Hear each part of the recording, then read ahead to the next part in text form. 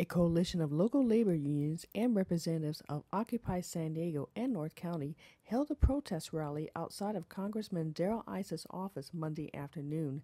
The congressman was not at his office during the hour-long rally. Labor organizers criticized Congressman Issa for his failure to represent working families in California. We really are trying to hold some congresspeople's feet to the fire to come out and support our Main Street campaign to create a financial transaction tax which could generate billions of dollars to help fund education and health care and the things we need to get people back to work in this country.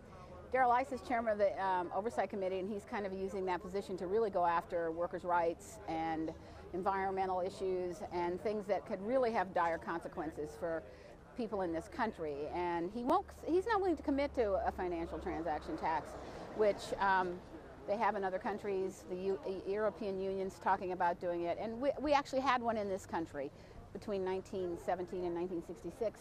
And we think we could generate $350 billion a year to fund jobs and health care and education by just creating a small little fraction of a 1% tax on Wall Street transactions. And he refuses to endorse that, and we think that's really a problem. And we think he needs to represent his constituents and not the corporate elite, who he obviously favors over the working people and the 99% in this country. The protest also drew a few political candidates. And I'm here at this protest to support the nurses union that have organized this protest. My first career, I was a registered nurse. I did that for 10 years, and I'm here to support the people of the middle class that are being squeezed by some of the policies of Darrell Issa and the Republican Congress. I'm here because I'm a member of the California Nurses Association, and I support our mission to